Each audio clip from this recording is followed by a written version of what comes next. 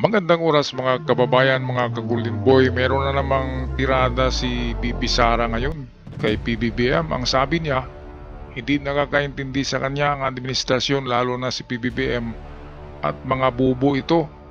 Bobo ang lahat ng nasa administrasyon. Hindi niya alam na siya yung Vice President. Ibig sabihin, bobo din siya.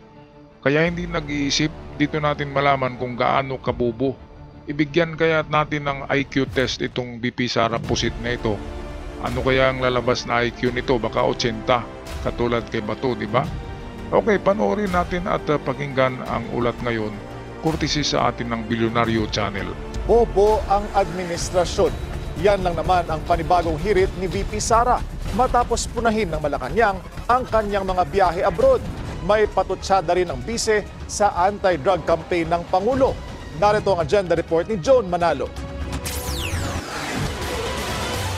Hindi ko alam kung sinasadya nila na ayaw intindihin o talagang bobo lang talaga yung nasa administrasyon. I'd likely lean doon sa latter kasi sa lahat ng mga desisyon nila lately. Loading na naman Tingnan nyo gaano ka-loading. Dinadaan niya sa ahim-ahim Kasi nanguhuli pa ng sasabihin sa hangin. Di ba inuhuli sa iri Kaya dito natin makikita ano ang IQ ng taong ito. At yan ba ang klaseng presidente na gawin nyo? Gawin nyo sa 2028 na magiging president, naglo-loading-loading. Kung magsasalita, Tagalog lang naman yan, ang dali-dali lang yan sa kanya, ayan, nanguhuli pa kung anong sasabihin, tapos magsasabi siya na bubo si PBBM. Hindi niya nakikita siya yung bubo. Ang galing-galing ni PBBM magsalita, di ba?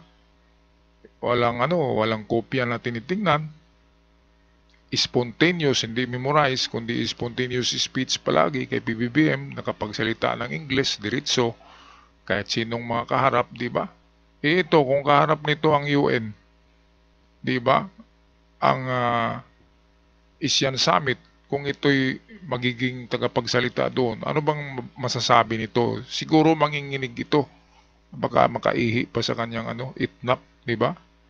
Mga kababayan, kaya dito talagang ang dugo mo ay tataas dahil sa hindi niya alam siya yung Vice President tapos sasabihin niya na bubo ang administrasyon. Hindi kasama siya doon. Noong isang araw, sabi nga niya ay 16 trillion ang utang ni PBBM. Paano nangyari yun? 7 trillion ang utang ng kanyang ama na idagdag doon sa mga utang, kaya nagiging 16 trillion lahat. Ang utang ni PBBM, 3 trillion lang. 3 taon na. Di ba? At ang dami-daming project. Tapos sasabihin niya 16 trillion. Kay Digong 7 trillion, kalahati halos ng 16 Yung 16 trillion, accumulated yun sa 5 presidente sa Pilipinas. Kasama doon si Digong sa nag-accumulate na 16 trillion na utang. Kaya sinong bubo? Sinong ubab, di ba? Sinong buba? Di ba hindi nag-iisip kung anong pinagsasabi? Tapos ngayon sasabihin niya bubo ang administrasyon. Siya yung Vice President Para malaman natin kung sino talaga ang bubo or itong ubab, buba, ibibigyan natin ng IQ test. Noon, hinamon nila si PBBM ng Polycol test. Ito, hamonin natin to ng IQ test. Meron namang simpleng mga lang, di ba, IQ test. Malaman natin, kung mababa ang IQ, bakit gawing presidente? Ang dapat magpresidente ay mag-umpisa ang IQ sa 140. 140 ang above the average na IQ ng tao. Ay nako, ito kung kukuha to ng IQ test, ewan ko lang kung aabot ng 100. Siguro mas magaling pa dito si Bato sa tingin ko. Mas mataas ang IQ ni Bato dito. Bongo medyo mataas pa rin dito. Di ba? Ano sa palagay niyo mga kababayan? Alright, patuloy tayo sa balita courtesy ng Bilyonaryo Channel. Binanata ni VP Sara ang administrasyon ni PBBM. Hindi raw kasi nito naiintindihan ang pagkakaiba ng personal at official trip. Kamakailan lang kasi, kunestyon ni Palace Press Officer Claire Castro ang frequent overseas trips ng bise. Pang-personal daw ba o pang-bayan ang hirit ni Castro? Ang sagot naman ng pangalawang Pangulo. Ilalagay namin doon personal to differentiate it from official. Kasi pag personal, hindi ako gumagamit ng pera ng bayan. Pag official, Ganon. gumagamit ako ng pera ng bayan. Hindi ibig sabihin na personal na lakad yan ay holiday o pamamasyal yan. Hindi ka gumamit, nagnakaw ka nga eh. Confidential fund, 612 million. Tapos yung pamasahe ng eroplano, sabihin mo sa'yo, ay nako, sinong maniwala. Magastos eh. Magastos kapag namasyal itong pusit na ito. Alam nyo mga kababayan, mga golden boy, bakit magastos kapag nagbiyahe ang vice president? Katulad din yan kapag nagbiyahe ang presidente. Merong entourage yan. Merong ano yan, utility boy, merong secretary, merong photographer, merong videographer, merong bodyguards na napakarami. Kaya ang ginastos dyan sa pamasahe, hindi yan pera niya. Pera pa rin niya ng mamamayan. Sinasabi niya lang yan. Marunong eh.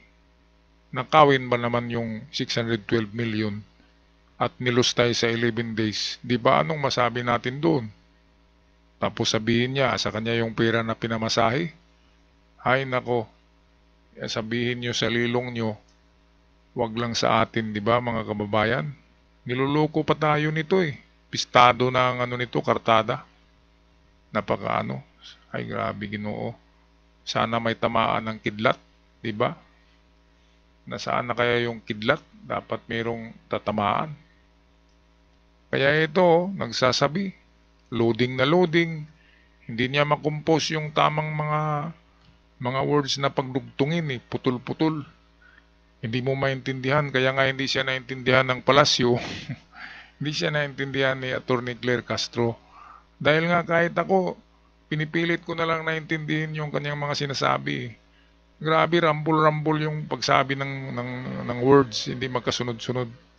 Minsan naglo-loading, tapos yung mata niya, iikot na lamang yung mata at magbuntong hininga lang para hindi mahuli na wala na siyang masabi kasi loading na naman.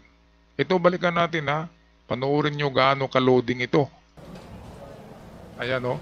Loading o. So, Oh, ano? yun yung ibig sabihin ng personal. Walang ginamit na pera ng gobyerno sa lakad na ito. Ganon? Pero nagtatrabaho pa rin ako. Oh no. Oh no, nagtatrabaho ah. Ano kayang trabaho nito ang paninira sa administrasyon? Hunghang. Nagtatrabaho. Anong masabi niyo mga kababayan? Nagtatrabaho ba yan para sa Pilipinas o nagtatrabaho para sa sarili nila? Nagtatrabaho para maisalba yung kanilang dinastiya. Diba? Kasi wala na eh, palubog na. Wala na si Digong. Wala na rin siya. Eh yung mga kapatid niya, wala na yun. Dalawa lang naman ang sikat diyan sa dinastiya nila. Si Digong at ito. Pagdating doon sa mga kapatid, wala na yun. Kapag nawala na tong dalawa, siguradong wala na rin yung dalawa na mga lalaki. Alright, patuloy tayo sa video. Talagang kapag magsalita ito, talagang tataas ang inyong mga alta presyon, mga kababayan. Dahil ang sama talaga magsalita, oh. Grabe. Hindi ko na sana ito papatulan sa bidyong ito eh. Pero hindi ko matiis. Kaya in-upload ko at binigyan ng reaksyon. Wala tayong makukuha sa bidyong ito eh. Walang intellectual content ang bidyong ito eh.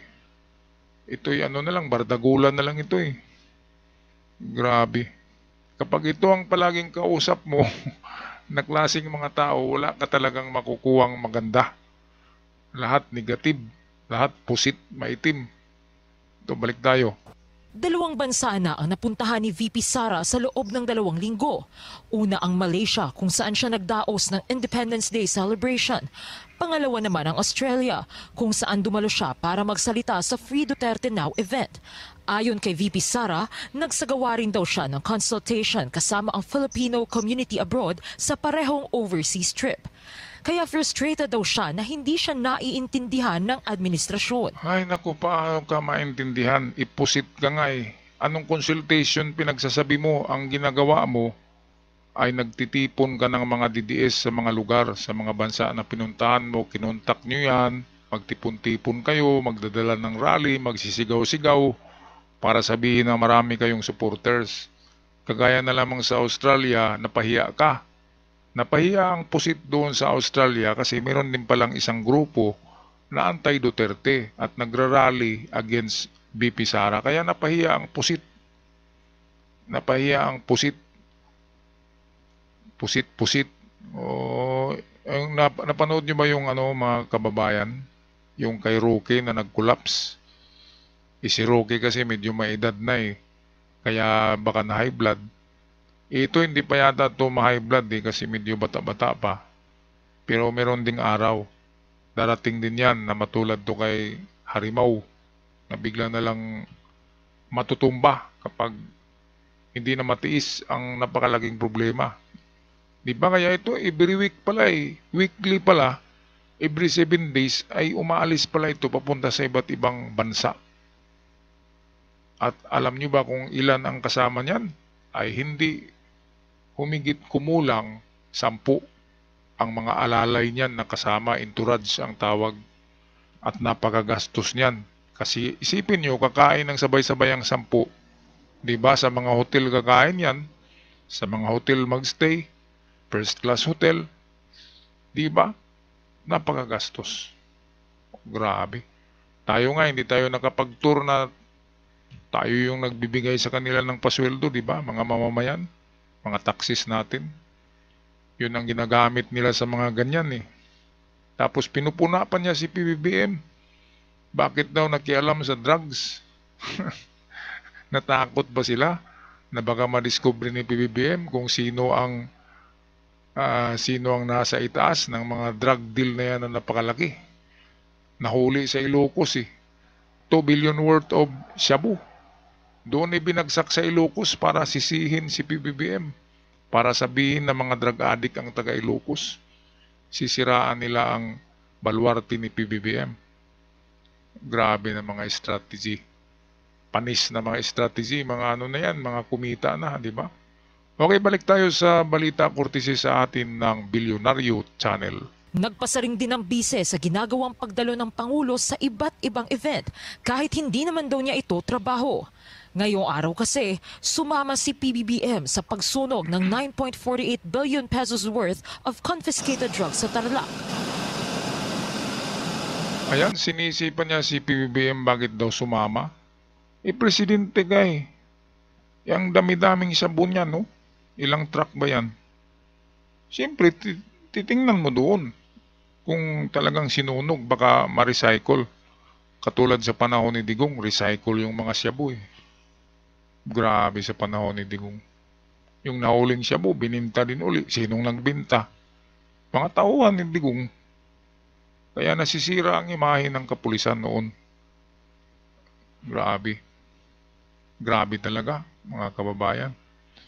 Di ba ito talagang gumawa ng incineration machine para sunugin. Yan ang maganda, sunugin para hindi na maibinta pa muli. At nagalit si VP Sara. Bakit sinunog daw? Bakit nakialam si PBBM? Kanino kaya galing tong shabu na to, no? Alam na. Alam na, di ba, mga kababayan? Sino nga ba ang pinaka-drug lord of all drug lord, sabi ni Trillanes?